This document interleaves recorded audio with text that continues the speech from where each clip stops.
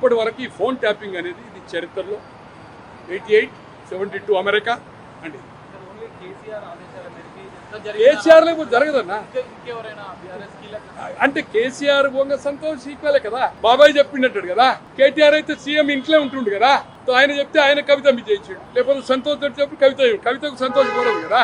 హరీష్ రావు గారి పేరు చెప్పిండు. వాళ్ళు ఫ్యామిలీ మెంబర్స్ కదా, ఒక కుటుంబం కదా, కుటుంబ పాలన కదా, రీజనల్ పార్టీ కదా. ఒకటే అండి, ముఖ్యమంత్రి మొదట అవకాశం ఇచ్చారు.